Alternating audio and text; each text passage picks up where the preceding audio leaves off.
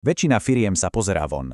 Sleduje trh, konkurenciu, ekonomiku, proste všetky tie externé riziká. Ale čo ak to najväčšie nebezpečenstvo, také čo ohrozuje nielen firmu, ale, a to je dôležité, aj osobný majetok konateľa, drieme potichu priamo vo vnútri? Presne na to sa dnes pozrieme. Ukážeme si, ako sa z niečoho, čo vyzerá ako bežná manažerská chyba, môže stať nočná mora v podobe priamej osobnej zodpovednosti. Takže, čo nás dnes čaká? Prejdeme si takú cestu. Začneme pri základnej povinnosti každého konateľa a postupne sa dostaneme až k tým veľmi reálnym a, poviem vám, poriadne vysokým finančným následkom, ktoré prídu, keď sa to celé pokazí. Dobre, poďme na to. Na úplnom začiatku všetkého stojí tá najzákladnejšia zodpovednosť každého jedného konateľa. A nemyslíte si, že je to len nejaký suchý právny termín z obchodného zákonníka? Vôbec nie. Je to skôr každodenné balansovanie, taká chôdza po lane, kde sú v stávke naozaj veľké veci.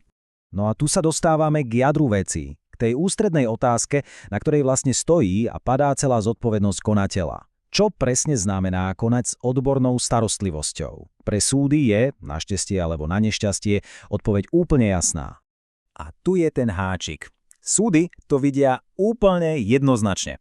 Odborná starostlivosť to nie je len o tom, že má niekto v hlave nejaké vedomosti alebo tituly, ide hlavne o povinnosť tieto vedomosti aktívne, a to slovo je kľúčové, aktívne využívať na ochranu záujmov firmy.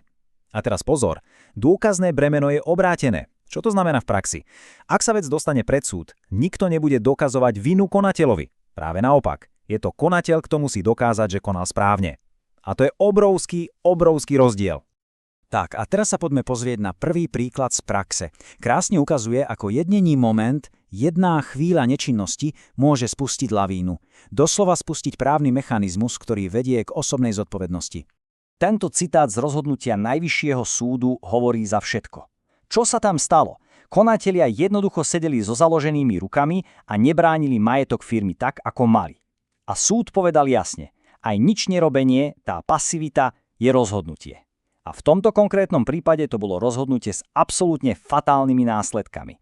Logika súdov je v týchto prípavoch až prekvapivo priamočiara a jednoduchá. Ako to potvrdil aj Krajský súd v Prešove, na to, aby vznikla osobná zodpovednosť, stačí splniť 3 jednoduché kroky.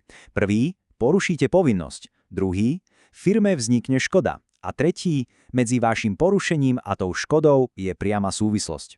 Ak sú tieto 3 body splnené, je to jasné. Zodpovednosť je plne na strane konateľa. Dobre, posuňme sa o krok ďalej, pretože zodpovednosť tá nevzniká len tak z jedného zlého rozhodnutia. Nie. Oveľa väčšie nebezpečenstvo číha v zle nastavenej firemnej kultúre a v chybných procesoch. A tu máme naozaj silný príklad z dopravného sektora. Pozrite sa na tento súdny prípad týkajúci sa chybných brzd. Ten odhalil jednu kľúčovú vec. Nehoda nebola len tak, nejaká obyčajná chyba vodiča. Vôbec nie. Bola vlastne predvídateľným dôsledkom systému, ktorý nastavilo vedenie firmy. Logicky, ak manažment tlačí na rýchlosť, na nereálne termíny a zároveň systematicky ignoruje údržbu, tak nehoda nie je náhoda, ale takmer istota. A v takom prípade sa zodpovednosť presúva z vodiča priamo na konateľa. A teraz prichádza tá, povedal by som, najdrsnejšia časť. Odhalíme si konkrétne a naozaj šokujúco vysoké finančné sankcie, ktoré sú tým skutočným rizikom, tou týkajúcou bombou pod stoličkou konateľa. A teraz sa podržte. 200 000 eur. A nie, toto nie je nejaké teoretické číslo z učebnice práva. Toto je maximálna, úplne reálna pokuta, ktorú môže inšpektorát práce napariť firme. A za čo? Za jediné závažné porušenie. Napríklad za obyčajnú manipuláciu s pracovným časom vodičov. A aby toho nebolo málo, toto je často len špička ľadovca. Toto sú tie najčastejšie a zároveň najdrahšie chyby, ktoré firmy v doprave robia. Tá snaha optimalizovať náklady, viete, cez diety namiesto mzdy, fiktívne živnosti alebo manipuláciu s tachografom, vytvára obrovské, priam devastačné finančné záväzky. Pretože tu už nejde len o jednorazové pokuty. Hovoríme o masívnych doplatkoch na daniach a odvodoch, často aj niekoľko rokov dozadu, čo môže firmu doslova položiť na lopatky. Blížime sa do finále a preto je čas na takú malú inventúru. Na otázku, ktorú by si mal položiť každý. Je naozaj dôležité pozrieť sa na vlastnú firmu a úprimne si zhodnotiť, nakoľko je vlastne zraniteľná. A toto je možno tá najdôležitejšia otázka z celého tohto rozboru, pretože núti k zamysleniu. núti prehodnotiť, kde tá zodpovednosť naozaj leží. Pretože ak nejaké zlyhanie bolo predvídateľným dôsledkom procesov, ktoré boli vo firme nastavené, tak potom to už dávno nie je chyba jednotlivca. Vtedy je to zodpovednosť vedenia. A toto je ten hlavný odkaz, ktorý si treba odniesť. Osobná zodpovednosť konateľa. To nie je otázka smoly alebo že udrel blesk z jasného neba. Je to predvídateľný výsledok rizik, ktoré jednoducho neboli riadené.